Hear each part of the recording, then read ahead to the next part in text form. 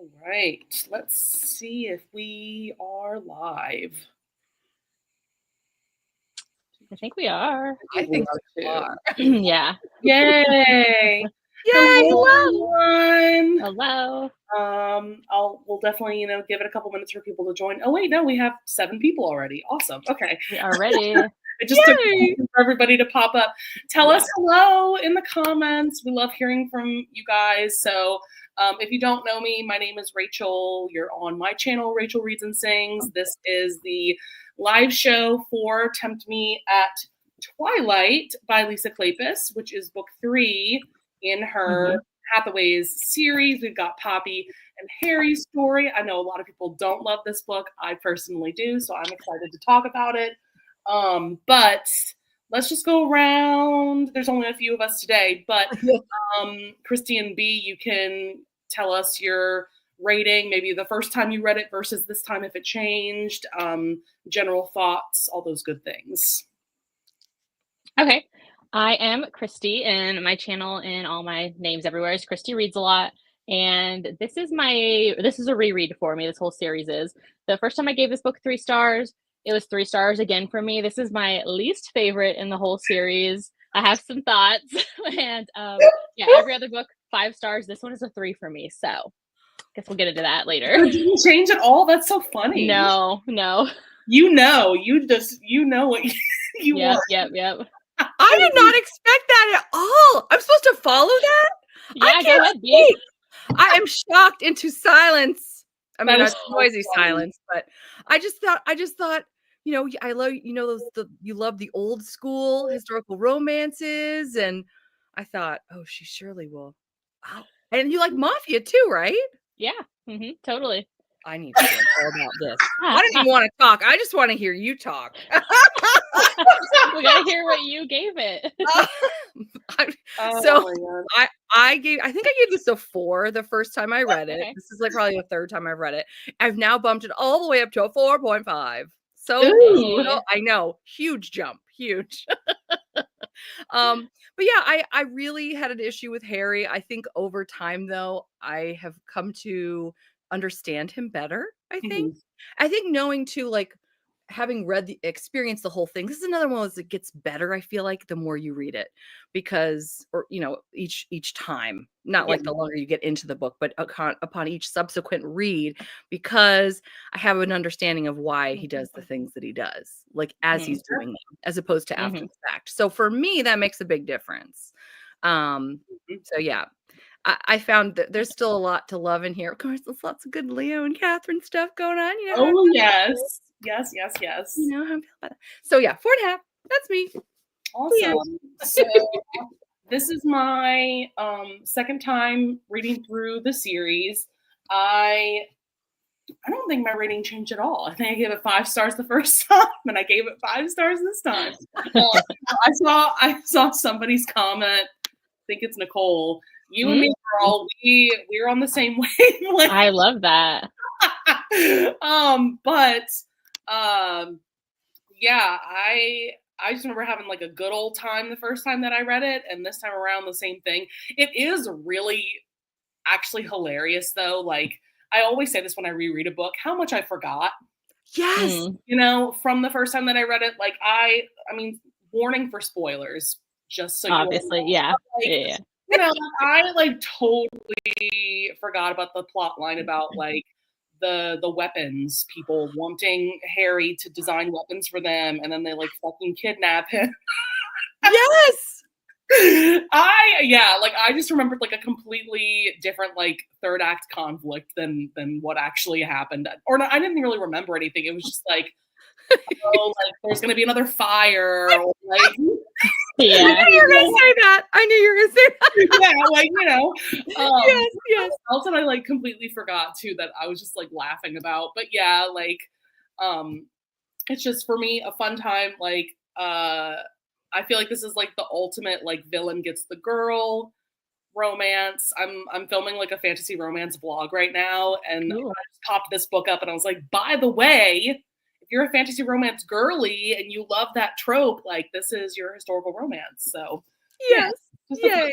But I'm gonna go through all these comments because we have a lot. Oh boy, oh boy. A lot of people loved it, so. Hello, everyone. Thank you so much for joining. Hi, Monica. Oh, the gang's all here. I love it. The gang's all here for real. I love it. Yes, Nicole's comment. Love that. Lifetime favorite. Second read rating stayed the same, 4.5. I wish Harry had groveled more. That's a good point. We love that. We do love a good grovel. I'm probably the crazy one, but I have to be me. I feel like Nicole is singing that. You do you, Nicole. A rereading it staying 5 stars. Yes, Monica. B is yeah. When Christy, yeah, that reveal. that I mean, above the third act in the book. I mean, this is the most shocking thing. I was about to say that reveal as if this is like a reality show reunion and like I'm gonna flip a table. Gave it 5 stars the first time. Yay!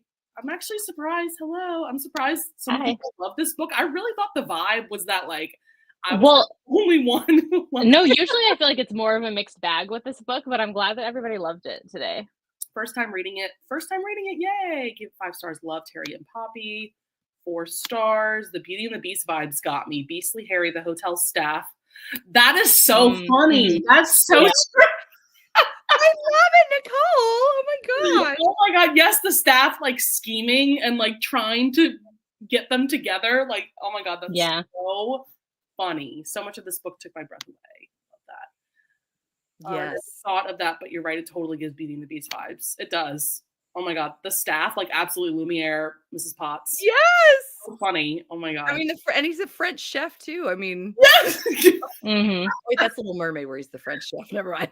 It still works. French. Yeah, it's a French member. Well, Beauty and the Beast, they're in France, so total Beauty and the Beast vibes.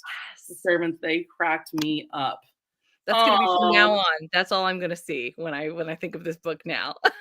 I know. Oh my god, that's so funny. Let's see. There's another comment.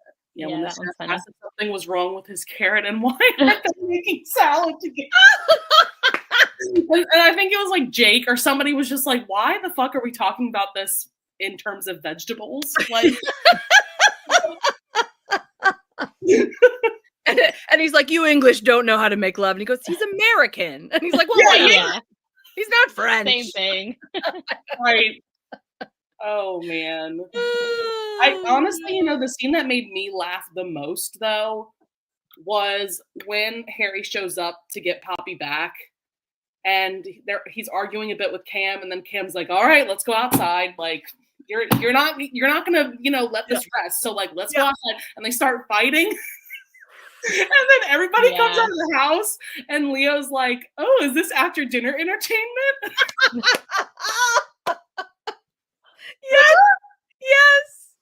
Yes. Oh, and it's so hot when they're like, where'd you learn to fight? And he's like, New York City. He's like, what does Cam say? London. He doesn't say London. West London. West London. I was like, oh, that's so hot. I love it. Oh, I love it. So fun. So fun. Oh. I know, like you had just brought up, like we do get some quality like Leo and Kat in this, but like, oh man, Leo with those one-liners, man. He's got the best lines. Well, and that's the cliffhanger at the end when he's like, we need to talk about what happened. I forgot about that cliffhanger. I love that part. Yep. One of my favorites. Take them all. Yay. I love that.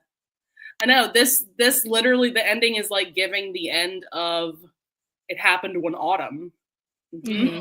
That last little scene where the next couple is like, hey girl. Set up, yeah. That's right. Yes. So good. To be honest with his feelings, and Harry's like, it's my second option. He's allowed to peel away really touched my heart. I love it. I also like totally forgot the connection between Kat and Harry. Yes, me too. Totally forgot that. Yep, the comic relief. They are so funny together.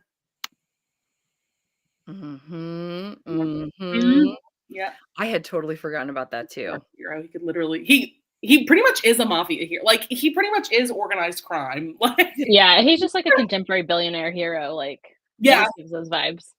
Yeah. Now, is it in?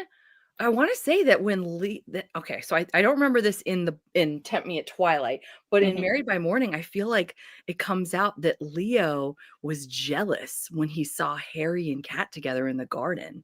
Like, she's like putting her head on his shoulder when they're sort of reconciling. Well, probably like assuming something's happening that he doesn't know yet. Right? Yeah, because he doesn't know that they're siblings. Their connection. Right. Yeah. Yeah. And I thought that unless I missed it somehow, I don't think that was wasn't addressed in this. No. So I think they must reflect on that later in the next. Probably, yeah, since it's his book next. Yeah, yeah. I thought that was interesting. Yeah. Harry scheming to get Poppy. And when I was rereading this, I was like, oh, is the third act conflict going to be like Michael doing something? But then they were just like, it happened off page that like he showed up at the hotel and was like waving a gun around. And I'm like, okay. Yeah, we find out in a letter later. Sometimes I think that the story would have been better if we had actually gotten to see that in person. I know. Rather than kind of after the fact. But I almost wonder if they were worried that it was too bloated because of that big thing that happens, where, when Harry gets abducted. Right. Right. I know. Part of me almost like, I almost would have taken that plot line out and like had Michael be the third conflict. Yes. Like the third act conflict. So yes. I feel like there's another book that we've read where we were like, oh, that third act conflict was like weird or like, I don't know. I can't remember now. But like, yeah, sometimes she makes choices. Yeah. When it's like it could have been maybe done a different way or tightened up a bit there and there. Yeah. It was kind of a weird thing to hear about in a letter. Like, oh, guess what he did? Yeah, right. He wasn't even going to tell. And I think she just like snatches the letter, right? And then just starts reading it. I was like, oh no. So Michael was too weak.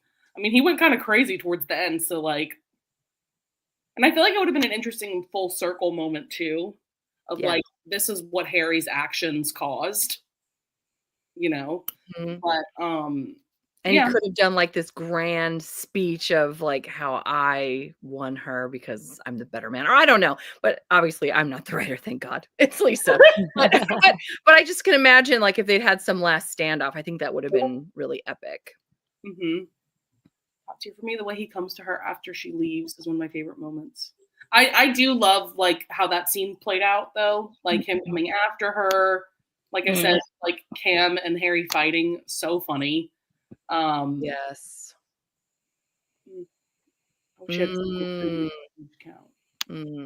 Michael showing up to the wedding was actually kind of funny to me. Yeah, that is kind of funny. What did you guys think? I mean, the first time I read this, that's why I really disliked Harry initially, because I was like, they would have been so amazing. But I think, I don't want to say what I think, but what do you guys think? Like, do you think that Harry was right in that Michael never would have gone through with it? Like, it never would have worked out, is what Harry's saying. For me, what actually convinced me was like an inner monologue from Poppy later on in the book. The one where she's like thinking about how like, yes, maybe right now, like their relationship would be amazing because like it just happened and like, like it's so intense, but like years down the line, like Michael absolutely would have resented Poppy for him being, disinherited. So like, that's a really good point. I was actually, the most convinced from, Poppy's point of view rather than Harry's. So, what convinced me was when Amelia was like, well, we will take this roadblock out for you. We will make this okay for you. She lays it all out. And you can tell she is not impressed with how he just sort of like, well, I just still can't. Yes, you can. So, I was really proud of Amelia in that point. So, Christy, why did you give this 3 stars? What's yes, dude, I'm the only one who thinks this in the chat, so I'm like, well, I don't want to like rain on other people's parade now. No, I think like this time when I was reading it, which I put it like I updated my Goodreads review and added it too. There's like a particular part that I just clocked that like Harry never has worked for me, which is weird because like we were talking at the beginning, like I read Billionaire, I read Mafia, I like old school, like unhinged heroes, but like something about him, like, he just rubs me the wrong way. And then here, there's like a part where he's saying his inner monologue, inner thoughts, and he's like, I deserve like Poppy, like I should have her. And so I felt like that just, I like worthy heroes who want to like work for the heroine. And I just felt like he was very much like, rich boy thinks he should have her, so he's going to have her. He'll do whatever to get her. He ruins, obviously, like the Michael relationship was not good, but like ruins things just to have her. And it's just like him, like just thinking like he deserves her because he wants her. Just like he wasn't my jam. So, Mhm. and then it's in this kind of one, like sorry. oh no, go ahead. I was No, gonna change to just something else. Go. I'll say one more thing really quickly Yeah, so go we ahead. can keep going. But, like, it's like he's objectifying her kind of, like, he wants to Yeah, own her. like she's just an object, another pretty thing that he can have because he wants, you know. And so there's also like, I think the book takes too long to get to why Harry is the way that he is. And we don't even get it from him. We get it from Catherine telling Poppy at like 70% into the story. She's the one telling the whole backstory of his family and how he grew up in the hotel and how they left him. And I'm like, I wanted that from Harry. Like I needed more, I think, from him instead of other people telling Poppy like the rundown of what happened. It just felt very much like a blah blah blah blah blah. Like here's all the backstory on him, you know, like a tell not show situation, you know. Gotcha. Right. And then like honestly the parts I like obviously I love the whole family as a whole and all the setups for Leo and Kat and all the other sibling check-ins. We get to see about what their house being like still updated, and we get to see check-ins with Mary Pan and what Win and Amelia and Cam, and like I love all of those moments. So those moments have no issues with. It was just like Harry, and I don't know, his situation just didn't work for me. I feel like Poppy deserved better personally, but you know. Gotcha. I mean, I definitely agree that like the way he starts out is absolutely concerning. Not the type of person that I would want to marry either. You know, like, and I love that like Poppy makes that known though, like, you know, once it all plays out and yes, technically he still leaves it up to her, like when they're in the church and like after Michael has been escorted out of the church, after he said his piece, and then Harry's like, so do you still want to go through with it? But like, yeah, I definitely understand. I definitely understand. Like, I love that you just said that you wouldn't want to marry him because I actually had the exact opposite thought. And I don't generally think that when I'm reading, like, would I marry this person? But I literally was like, I think I would marry him. But it wasn't about him. It was about she was waking up at noon and they were like, ma'am, we will have breakfast ready for you when you wake up at noon. And you're going to have a staff of 300 seeing to your every whim and you can just read. And I was like, okay. So you want the perks that come with Harry. yeah. I was like, I could do this. They're like, she's going to be so lonely. I'm like, I feel like I could make this work. Like, I mean, get those extra benefits, get that insurance, marry this rich man. Right. But when they said that, I was like, oh, that sounds good. I had a lot of comments to get caught up on. Oh, Also, yeah. him explaining how he loves her by comparing it to his watch mechanics is so unique and original. Poppy even says that it may not seem romantic to others, but to her, it is the most romantic. Especially, you know, when you consider like how important that stuff is to Harry. Like that's how he's making sense of his feelings for her. I love Lisa Kleypas's love declarations. I feel like he usually hits the nail on the head. It's good stuff. Harry was right about Michael. Michael would have absolutely, Oh no. Michael would have become a drunkard at some point. He did, even without Poppy, and would have lived a nightmare kind of life. I do think he starts out that way, you know, what Christy was saying. Yeah. But I don't know. I got him. Absolutely. Like there's definitely a moment, as much as I love this book, as much as I love Harry and Poppy, there is that point. I think it must be like right after they get married, where like even I was like, ooh, this is not good. Like, you know, like just like you said, Christy, like it totally is for him just another possession, just another goal, another like thing off the checklist. And but I feel like just the way that it develops after that, you know, kind of, I don't think Harry would have told her about his past. He's too closed off. Maybe down the line he would have, But yeah, because I feel like that would have been a major problem. Like if Catherine hadn't told her and then nobody, like, and Harry doesn't tell her, like that would have been a huge like issue in their relationship, you know? Mhm. Yeah. I mean, the fact that like he's never been this vulnerable with anyone. He's never like it really does break my heart that scene, and when like Poppy reflects on it when she tells him like I will never love you, and he's like Mhm. no one has, so Yeah. it's fine. Yeah. Like, you know, Yeah. Mhm. It hurts. I love what Mary said up in the comments too. She mentioned, and I was like, "Oh my gosh, that's exactly right," because I've forgotten that Michael is the perfect red herring for when you're thinking who's kidnapped him towards the end. Everybody's going, "It's Michael," and then you get Yeah, yeah. surprised at the end. So I see, yeah, Right. how, like she kind of flipped it, flipped the script. I thought that was cool. So Lisa said Harry isn't my favorite hero either, but I love the Hathaways interactions, and I really enjoy Poppy, so that extra stuff holds the book. Absolutely. Like Yeah. they absolutely add so much to the story. Another Hathaways moment that I freaking love is like the day of their wedding, when like the chapter starts out with like everybody has been telling Poppy, you don't have to go through with this, you don't have to go through like that's how they're like going into this marriage with her. Yeah. So funny.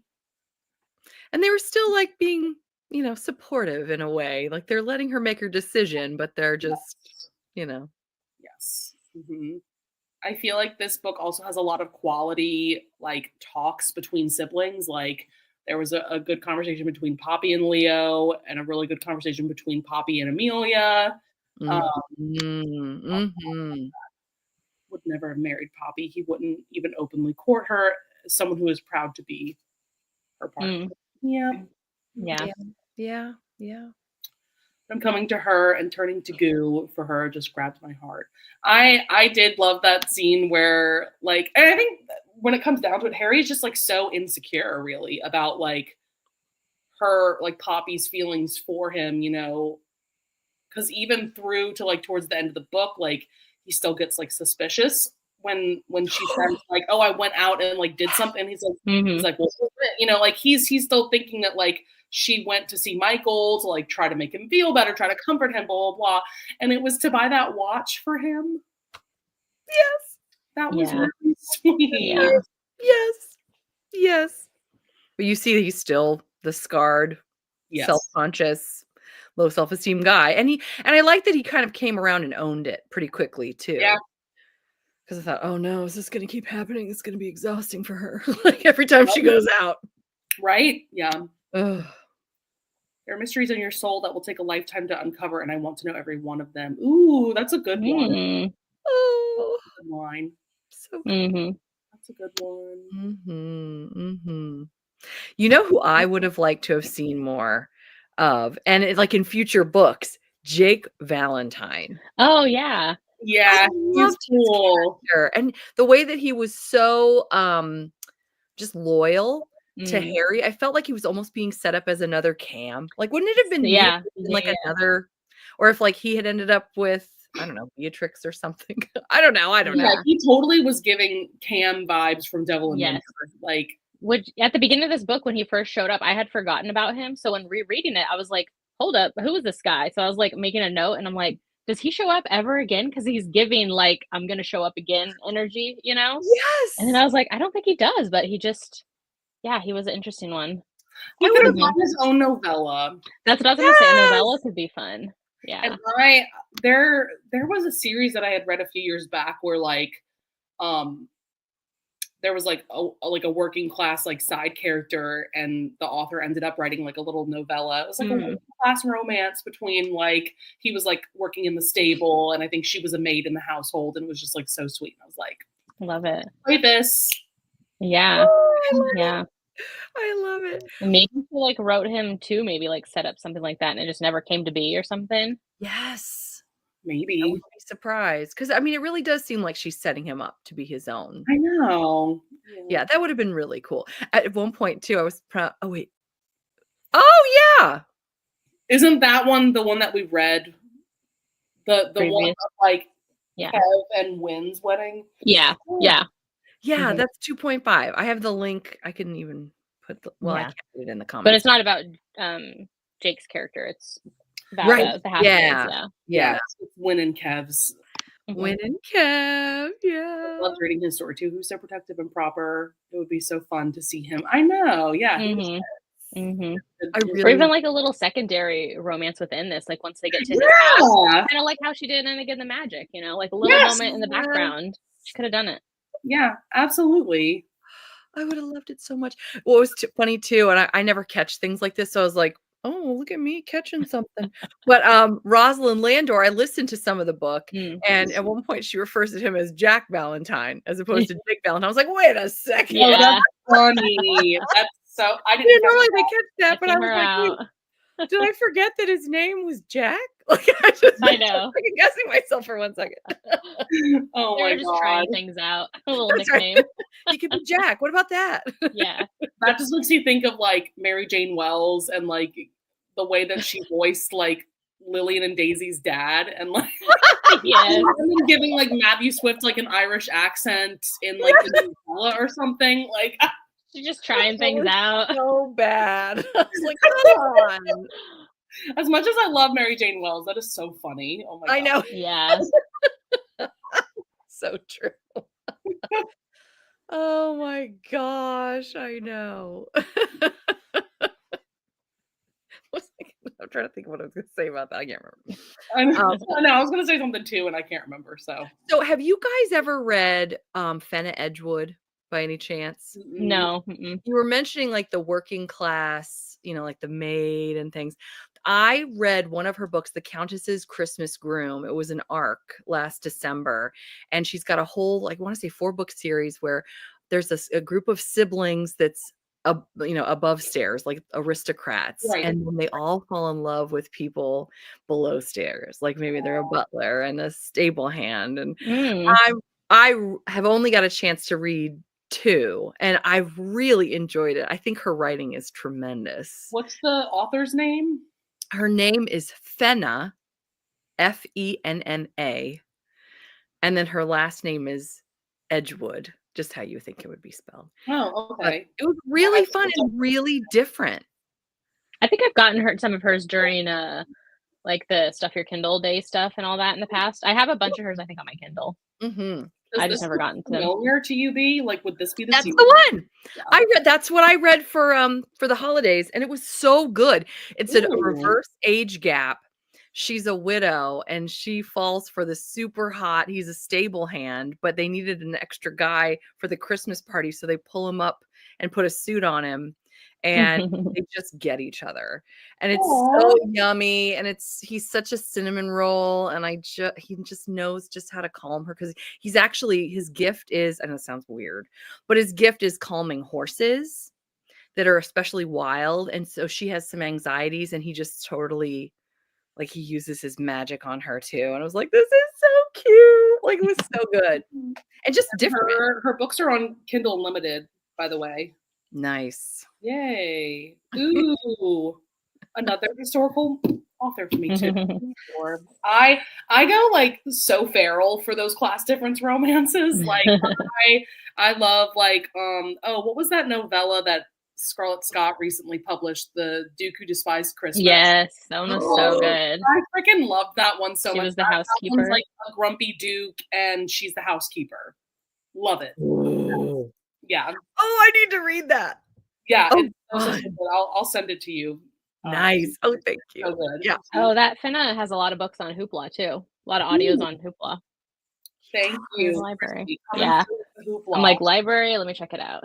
Amen. Yes. Hoopla has really been coming through, man. Yeah. For sure. Oh man. All right. Yep. I'm gonna have to check out these books. That sounds so good. I know. It's so different and so good. Your writing's tremendous. So when you said that, it reminded me. There was something else I wanted to say too. I can't remember what it was, and I want to go look through my book.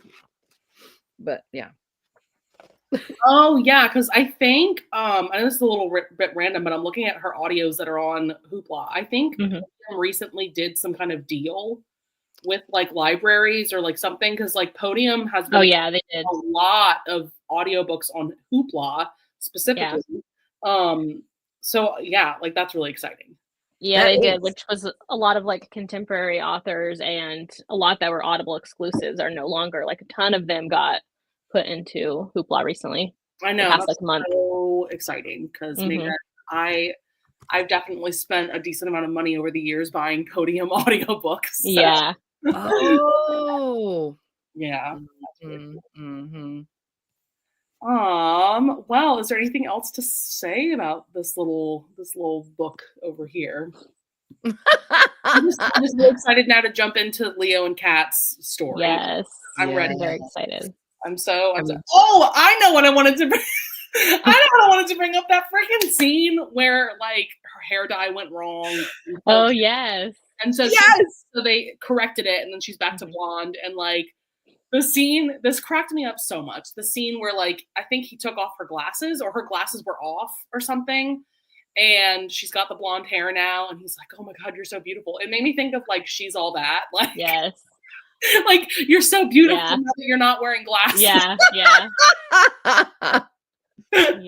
Oh no. Yeah. Oh my God, I'm so excited though to reread their book. I cannot wait. Yeah, I'm excited. I love their book, which is like I was trying to think of when the first time I read this and kind of those moments with Catherine like dyeing her hair and the whole like mystery element to her. I remember being like shocked that that was in this like kind of historical romance. That like there was like some darker side to this character, like her history and stuff. Yeah. The hair dye scene. I know. That's a fun one. That is so fun. I love it. And I love their bickering and bantering. It's just everything. It's so good. Top tier. Yeah. Well, and at this point, it's been kind of happening over the last 2 books. So it's like, okay. When's their book going to be? Yeah, good build up to there. Yes. For sure. I adore it. And we're doing that one at a different time. Because I have to be out of town, unfortunately, because it's spring break. The latest. That's right. Okay. I think it's Friday night, actually. Yeah. Like 8 p.m. So it's a little different. Yeah. So this one looks like April 11th, which is a Friday. Yes. At 8 p.m. Eastern time. So yeah, it's a little bit earlier in the month, just a teensy bit, than our usual live shows. I mean, it's still around the middle of the month. Yeah. But, yeah, I think it works. I'm really excited. I love it. You already reread Married by Morning. I don't blame you. I can't wait. It's such a good one. I love it. I know. I saw that too, and honestly, that's like kind of accurate. Yes. Like I agree. I'm not mad about it. The redemption aspect to their character. I could see that her newer series will always be second tier to her older ones. What's actually funny is like that Instagram post that I think she might be referring to spoiled me for Devil in Disguise, but that, you know what, that's on me for not reading that book yet. Oh no. Yeah. No. It's fine. And I think I already kind of knew something about that book, but like yeah, when I saw that Instagram post, I was like, oh, well, there it is. Yep. Yeah. That's the problem. Some people just blatantly put out spoilers left and right on things, I you know? And no spoiler warning. I was like, yeah. Damn it. Wait, what? I'm out. Yeah, Married by Morning originally. So she upped her rating. Okay. I'm sorry. I couldn't read on. I was too upset. Another moment of B just clutching her. I know. What's happening? It's too emotional. This is very emotional live. Still trying to get over the Christy revelation. I know. I know. Still. I'm going to be thinking about that later. I know. When you guys were talking earlier about the declarations of love, like the big declarations of love that Kleypas is so good at, the one I always want to bring up, and then everybody's like, shh, because no one cares. But in Hello Stranger, book 4, Readalong. See, I told you. No. I completely forgot that book. Like, I've read it, and don't remember. No, but which moment? The love declaration? You don't have it memorized? Like, that's my least favorite. Come on, Chris. It's my least favorite too. Yeah. Everybody. All right. Well, can I do that one then? Sure. That's Of all course. you be. That is all. No one likes it at No, all. but It's my speaking favorite. of books that like no one likes though, that I like absolutely adore is Cold Hearted Rake. And that love declaration, I don't have it completely memorized, but like I remember like the kind of the wording, and like that love declaration is one of my like top favorites ever. I love that book too. Like I think it's a good intro to the whole series. Yeah. And people I like it. Hate Catherine. I'm like, I kind of like her. Me too. I love that there's a book for everybody, like in all of the Kleypas series. Yes, exactly. Yeah. And that's going to be so fun when we have our conversations, because clearly we're all over the place when it comes to right, Dee. There you go. Yeah. All right, somebody else. Me and Monica. It's going to be just a two. That's most people. There we are, Monica. Which is why I tried skipping it when I started that series, and then I was like, "Oh my god, I'm missing so much context." Like, So like, about like 20% into marrying Winterborn, and I like had to stop because I was like, if I don't go back and read, like I'm missing. It felt like I was missing half of their romance. And West, how West is in the beginning, and then you get to see. Yes, he is my favorite book. Yeah, now I know. Yeah. Don't skip it. You can't skip it. Yeah, I love it when I think people make fun of this on Instagram too, where they're like, "You just have to get any series, like you just have to get through the first 20 books. If you just get through those first 20, 21 is great. It's a payoff." Yeah, they're all about 500 pages a piece. You can do it. To muscle through. Yes, it's so no big deal. No big deal. There's definitely quite a few series that I've read where I'm like, all right, just get through the first book, and then absolutely, so funny, but so accurate. Yeah, it's true. Absolutely. Have y'all been reading any other like historicals lately that you're loving? I haven't really been reading a lot of historical. I'm currently reading one for our Tea and Biscuits book club that I'm actually not loving all that much, and I feel bad. Which one are you reading? Well, I actually know that I think both of you read it and you both liked it, but I didn't really love it. What is it? I'm not quite done. I got like 25% left. It's Up All Night with a Good Duke by Amy Rose Bennett. Oh, I did like that one. Yes. Yes. I was like, did other people like this? I was like looking. I know, Paige. No, I'm sorry. I know I shouldn't have said anything. Yeah, but me and Christy liked it. So I love that book. But then we've got, exactly. I'm just kind of like, and there's a lot of like the word truncheon so many times. His love truncheon. I don't need to hear that over and over and over. I don't remember that. Fair. Yeah. You blocked it out. You blocked it out. That's why. Probably. Yeah. Wasn't my favorite. I really liked that first book. The second book isn't as good. Yeah, I agree. Yeah. The second book isn't as good. It was fine for me. I gave it like 4 stars. It wasn't like anything. I think the second was like 3 for me. Yeah. It wasn't anything that stands out. Yeah. That was my first Amy Rose Bennett. So I wasn't certain. I'm starting today. Is it oh gosh, what is her name? It's Our Dear Miss H is on the case. Oh my gosh, what is her name? She's cute as can be. Don't you dare bark. Shh. She's thinking about Violet Marsh. Violet Marsh. Oh. I don't think I know her. No. I'll show you. You'll recognize the cover probably. This kind of you may have I've never seen that. Maybe not. Okay, never mind. But okay. She does all these like kind of hilarious, humorous mystery type, and she's actually going to be on my morning show, so that's going to be fun. So I'm going to start that today, but I'm looking forward to that. Oh, that's fun! I love this one that Monica just put. I liked that one last year. It's so good. Ooh, I need to read that. I've read a couple of her books and I've liked them. Yeah, and I think they're on Hoopla too, like the audios. For sure, Libby. Yeah. Oh, nice. I'm looking that up right now. I just read Anne Gracie, which Monica actually had given me a different rec for her because I tried the Chance Sisters and I didn't love them, but I tried the Meridew sisters, I think, the Perfect Rake, and that one was really good, which a few people had recommended because that's one of her older ones, and it's like a little bit darker, not as like lighthearted rom-com type of vibe, and that one was really good. Gotcha. Yeah.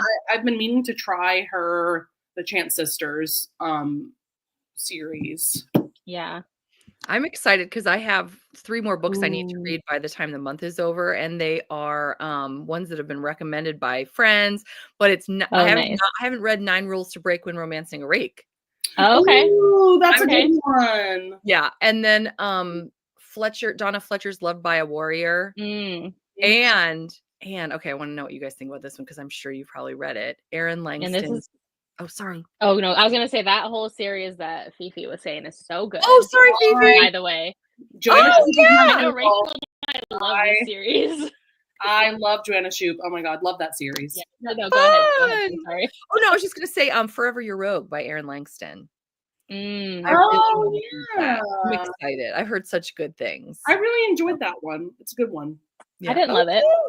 I expected to love it more because like so many of my friends, like it's their favorite like book ever, it seems like. And so I gave it 4 stars. Like I did really enjoy it, but I definitely expected to love it more. The hero definitely gives like West Ravenel vibes. Single parent. It's a good one. Nice. Okay. This is good though. I'm glad I'm hearing like that it's good and not, so I have my expectations. Yeah. Well, you read other Sarah McLean, right, B? Oh, yeah. Okay. Absolutely. In fact, Terry and I, who you just saw, she and I just buddy read, what did we read, Terry, again? Knockout? No. The third one of the Hell's Bells. I forget every time. I haven't read that series. I'm missing out. So good. Yeah, and the third one is my favorite so far. Knockout. Knockout? Mm-hmm. Yeah, that's right. Yeah. Knockout. Okay, Bombshell's the first one. I always get Bombshell, Heartbreaker. I love her older stuff like so much more than her. I didn't like this new series of hers. Yeah, her older stuff is so good. Her older stuff is really, really good. I really love the third book in that series. The so there's like the 9 rules, then there's 10 and 11. Yeah, book 3 I freaking adored. I love with the Italian heroine. The Italian heroine, and Duke, and like that's my favorite in that series. The rest are okay to me, but it's kind of like her middle series are really good. Like the one with what's the one with the second chance, marriage and trouble couple, like the Day of the Duchess. The Day of the Duchess. That whole series is good, and the what's the other one called? The Bare Knuckle Bastard series. So good. Like, ugh.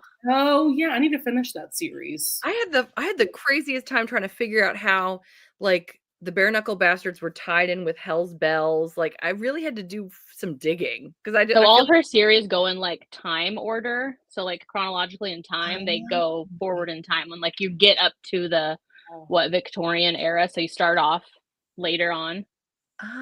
Oh, okay. Yeah. I really enjoyed it's the one, it's like a gray cover. It's like something like the Earl deserves. With the glasses on the cover on the step back. Yes. Yeah. I really loved that one. Me too. Is that a part of that series with like the gambling den? I'm trying to remember. It's part of one of the other series because there's 4 books in that series, and like the last one's green, right? Or no, one of them's green. One of them's green, one of them's red. Yes. I know what you're talking about. Yes. Yeah. It's Mm-hmm. I know exactly what you're talking about. Yeah. I want to read her whole backlist. You should. It's good. Oh. Yeah, I do want to give that new series a chance though. Especially because I realized I think Bombshell is connected to, is it Day of the Duchess or one of the other ones that I really loved? She's the sister. Cecily is the sister of like all these other girls. Okay. Yeah. And I was like, do we know them? I remember like, where's this from? Like, and the hero in that one, I think, isn't he like best friends with her sister or something like that? I think. Yes. Yeah. Yes. Mm-hmm. Yep. Mm-hmm. Yeah. Yeah. Rules of Scoundrels. Mm-hmm. I'm pretty sure that's it. The Talbot sisters. That's it. Yeah. All the scandalous sisters. So much to read. Yeah. So there's 3 books out in that series, right? Yeah. Her We're new talking one. about the Hell's Bells. Yeah, her newest. She was supposed to have her 4th come out in April, but she's just releasing this. Is it July? A contemporary or something? The summer storms. These summer storms. Her contemporary. Yeah. So, well, with that one, publishers like not pushing historicals, I don't know if that series will get its book again. You know? Oh damn. I know. Yeah, I see. Oh yeah. It's a contemporary. And I think she said it's more women's fiction. Like it's not even contemporary romance. Yeah, it doesn't look like romance to me. Yeah. Oh. The cover doesn't. Yeah. So she was like putting that out there so people wouldn't go in and be disappointed. Like it's more women's fiction.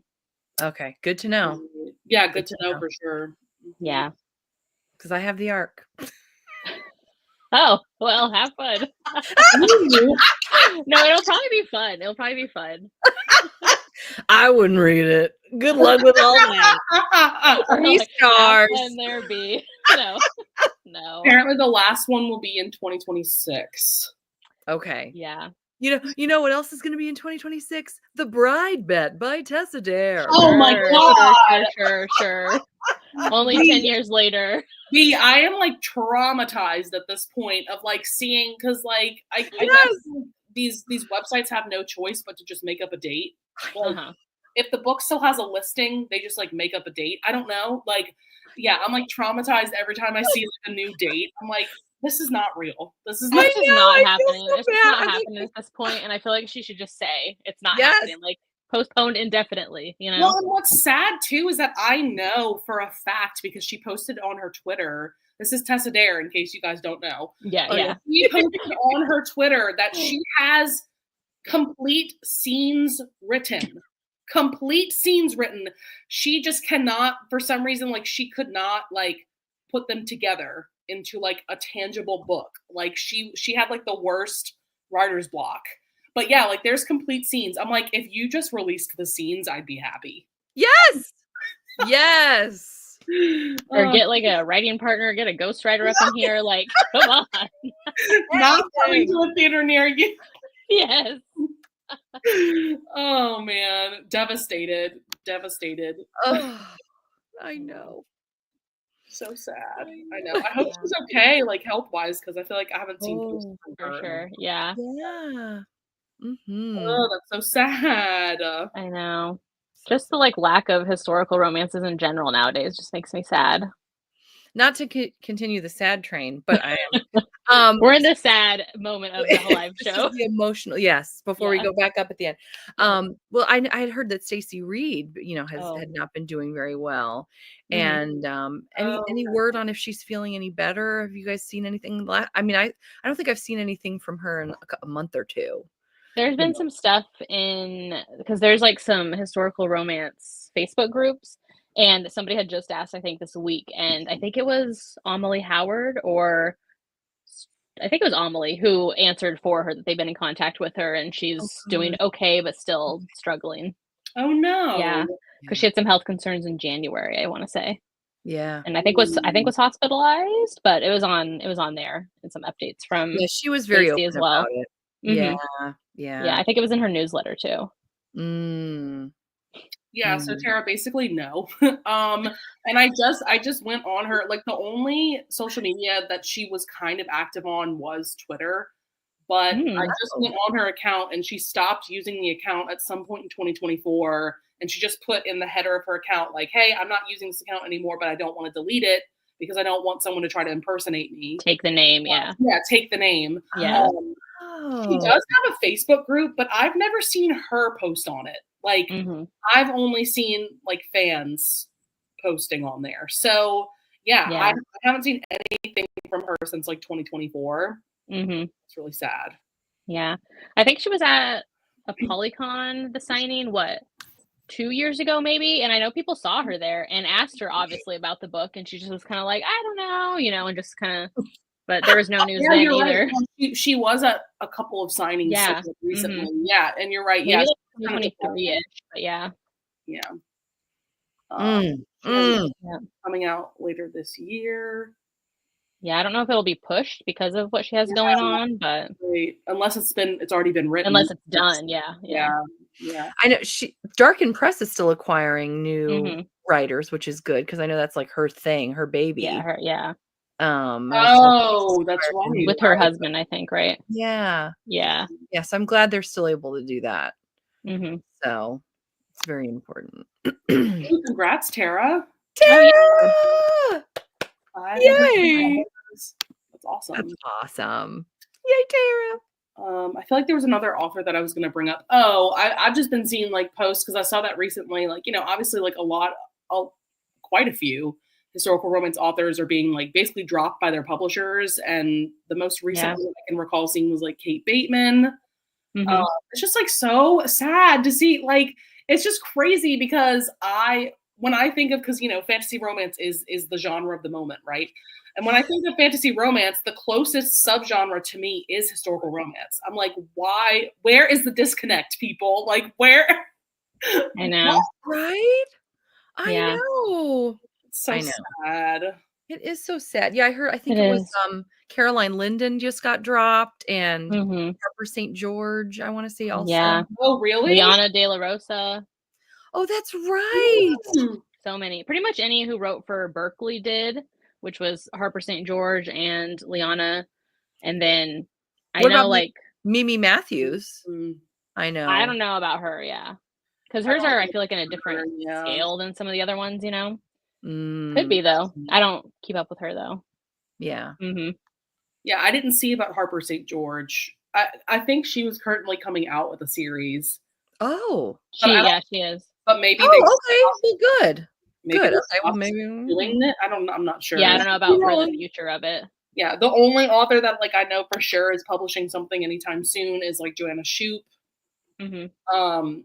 With that weird cover because they don't know how to market historicals anymore. Like, right. Yeah. Yeah. Oh, another one was Elizabeth Hoyt. Her she just had her new book in her Grey Court series come out with Forever in December, and then now she's been dropped, huh? Yeah. Are you kidding me? Nope. Yeah, it's crazy. I wish. It's crazy. So she has to try to write, I think she said, somebody posted about it on Instagram. I can't remember if it was fantasy or something else she was going to write. Like she had some other, because publishers want other subgenres. If you'll give us anything else but historical, we'll take it, Yeah. Yeah, because I've seen that, like, there are quite a few authors who are now pivoting to that, which I totally understand. So, like, Sophie Jordan, I know that she at one point had already written some fantasy books, but like she's publishing fantasy romance. I saw that Amelie Howard is publishing now. Karis Michaels has stuff coming out in October. Virginia Heath. Mm-hmm. So that's something. Yeah. I mean, like, I feel Kathy like Maxwell. Yeah, Eva Lee is moving to fantasy romance. Yep. I just feel like if the authors wanted to write these other ideas, that's fine. Like, do what you want to do, move out. But if they're like forcing them, like, hey, we're not taking anything unless you give us this, I feel like the books, you can read it and tell that their heart isn't in it. And it's just, you know what I mean? Like, just because that's all that they can get published at the time. Yeah. I am happy to see though that Julianne Long, they're still continuing her Palace of Rogues series. That's wild because that's a long series, right? Or no, that's her Pennyroyal, I guess. So long because like her Pennyroyal Green series is like 11 books. This one, I think, has 7 or 8 books. Yeah. Good for her. Yeah, so I'm glad that they're still like how is that decision made? I mean, I would assume it's like the best sellers, but like not necessarily because I feel like some of the authors that are getting dropped, I'm like, I feel like they sell okay. Like a lot of them said they sold well. Like they met the numbers or like sold out their like whatever contract, like made the amount they were supposed to, like in a quicker time, and still got canceled. Yeah. Okay, that literally makes no sense then. Yeah. I think it's just the trends, and like right now, romantasy is really popular, and so that's what publishers want to jump on instead, and not put the marketing behind historicals. I'm so surprised considering how Bridgerton is doing. You would just think that there would help. I saw a really good post like the other day of like different authors' perspectives about historical romances. And somebody stated that, like, yeah, we thought Bridgerton was going to revitalize, but really what Bridgerton did was, like, it brought readers who really just wanted, like, a contemporary story in a, you know, Regency period setting, piece. Yeah. like as if they're just like cosplaying, like, you know, like in historical outfits, but they want a contemporary story, and it's like so strange. It is so weird. Oh. Yeah. Well, I know a ton of authors too had said that their books were getting recommended and on like book rec things on Instagram or YouTube or even TikTok. And like people were saying, if you liked Bridgerton, read these people over here. And they were like, those, none of the sales showed. Like nobody then jumped to our books. Like nobody was buying them, but they were recommended. Yeah. So, and I really think that like, I really think that there was a resurgence with the first season, but with subsequent seasons, as the show has gone downhill in quality, let's be real, I've seen like no hype for people being interested in historical romances anymore. Yeah. So it really was like a blip in time where that first season came out and people were excited. And it's my favorite season of the series. I think it's very well done. And then like after that, it's just like, what is going on? Like, yeah. You know. Well, and it takes so long, like in between seasons, which I get for like filming and editing and all that, but like people have lost interest, like with how fast people move on to the next thing, the next trend. Like they don't want to wait like 10 years to get, you know, get to season 5. Right. Well, that's true. And it will take that long, won't it? Yeah. I don't even think there's any kind of date set for season 4. I don't think that there's any like. I know they've been showing teasers recently, but I don't know if they had a date. And like, I don't know if it's this year. I don't know if it's next year. I don't think they've I have no idea. Yeah. Like, season 3 especially was like such a disappointment for me. Like I like was bored. Like and I just did not like what they did with the story. And it's just so disappointing to see because like it could have been, I feel like it really could have been something amazing. And like I don't know what they're doing with it. But well, 2026. Okay. Sorry. I love what Kate Bateman said about what, you know, she's trying to look at the silver lining about how she's definitely planning to go indie because she's still going to keep writing. And she has in the past too. Yeah. And we actually got a chance to interview her not too long ago. And she was talking about how this was before she found out her contract wasn't being renewed. And she said she was really frustrated because she would take all these ideas that weren't Regency to the publisher and say, I want to write about Tuscany or, you know, whatever. And they're like, no, everybody wants Regency. And so she was so boxed in by the publisher. And so now she's just so excited about the prospect of writing what she wants to write. Yeah. That'll be nice. We'll have more diversity in the kind of stories that we get. So I feel like Lorraine Heath said something very similar. Like she was like, yeah, they only want like 1800s London, you know, aristocratic, like romance. They're very limited in what they're willing to publish. Yeah. Now. Well, I mean, it's a money thing for them and like the risk of it all. And it's kind of like Hollywood and like actors being typecast. Like I feel like historicals, they only want this little time period and this little, you know, element to it. So it's kind of like that aspect of it all. They don't want to take a risk. And then see what happened. Nicole brings up a really good point. The stigma of historical romance is a major problem too. In all honesty, I read my first HR in high school and loved it, but then I hadn't picked up another until last year. Yeah, I feel like you know, if it's not what like the book talk girlies are obsessed with, then it's like not what is getting published and like not what's getting pushed. And it's like it's so crazy to even think about that, like this one app has influenced publishing so much. Like right? Crazy. Yeah. So crazy. It is. Craving something other than Regency. Yeah. I know Kate Bateman has written like her indie stuff does kind of explore more, you know, like things. And I know that like Joanna Shoup has said like she has ideas for romances, but she knows that like Avon wouldn't pick them up. And I'm like, girl, please just write it yourself. Please. Yeah, I know. Yeah, I know. Because she goes indie for other projects. So I'm like, nice. I think other people pick up older historicals, they're left with a bad taste in their mouth. The newer stuff is less problematic. I do think that could be part of it. I know that for me personally, like I didn't start with picking up like the old school stuff. I definitely started with like the newer, like more recent stuff. Me too. And I feel like I didn't feel the need to pick them up until I was watching romance booktubers who were reading everything. Like people like Jess, I think she was the first romance booktuber that I followed. And like, she, was and still is reading everything. And so seeing that like she also loved historical romance while at the same time loving these contemporaries and the fantasies and blah, blah, blah. I was like, oh, that like looks interesting to me. And then like, I think one of my first historicals was like a Tessa Dare, and I've never looked back since. So, yeah. Oh, I love it.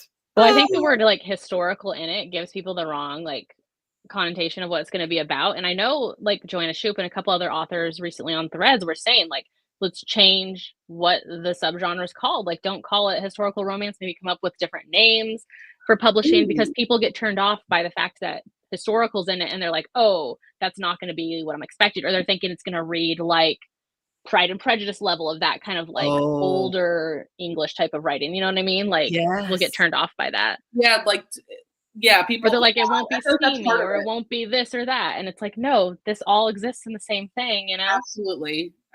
Yeah. A great video if you like this. I've seen these videos. I feel like Jess has done them. Yeah. This contemporary. Yeah. But getting people to actually do it and like read them. Sorry, what? No, I was just saying, I feel like, Christy, you've done those, huh? Maybe if you like this, read this HR. I don't. Maybe a while back. It's been a while. Yeah. I feel like that's like so up your alley just because you read. Yeah. So much. Yes. But it's like getting the people to then read that and to then go pick that up. Besides just same with like people saying they're going to support the authors if they go indie, and it's like, okay, are you going to though? Like, put your money where your mouth is and support them. You know what I mean? Like, that's what they need to keep going. I love to read for all these reasons. I kind of don't want to run through them. Oh yeah, I definitely savor. There are definitely authors that I like absolutely savor. Like, it took me, I want to say, like a good like 3 or 4 years to get through all of Tessa Dare's like Avon books. Absolutely. Yeah. That's why I haven't read Gamblers of Cravens. I haven't read Gamblers of Cravens for that reason. Oh yeah. I really want to, and I'm like, I just want to have it to look forward to. Yeah. There's some of those authors or books or series that I'm just like saving, because it's like, well, who knows if we'll get another. I know. I know. Yeah. I really think that's why, like, subconsciously, like, I've never read Chasing Cassandra or Devil in Disguise, because I'm like, I don't want to run out. Yeah. And then you'll finish the Ravenels. Yeah. Yes. Yeah. True. Oh man. But I've heard like nothing but amazing things about Chasing Cassandra in particular. So you know what's even better than Chasing Cassandra? Hello, Stranger. Oh, well, I've read no. You lost us again, B. I'm gonna die on that hill. Me and Ethan Ransom together forever. I love it. I feel like that was very polarizing, though. People love it, and people are not a fan of it. You just wait. You guys are going to read his declaration of love at the end, and you're going to change your mind. Maybe. I am hoping that I'll love it more upon Yeah. Because the first time through, I had like binged them back to back to back to back. So maybe with some time in between, We'll see, though. We'll see. True. Oh, I can't wait. I'll have my pearls on. I will be ready. Yeah. You better for that day. Right. I love it. Yeah. All right. Well, I think we can wrap it up here. It's always fun, talking with you ladies as well as everybody in the comments. Always a fun time I feel like it's like a good like monthly check-in. Yeah. Little group session chat about all things. And just talking about historical romance and revisiting a classic series, classic book. Yeah. So like we said earlier in the live show, the next live show is going to be April 11th, which is a Friday. It's going to be at night, so it's going to be 8 p.m. Eastern time.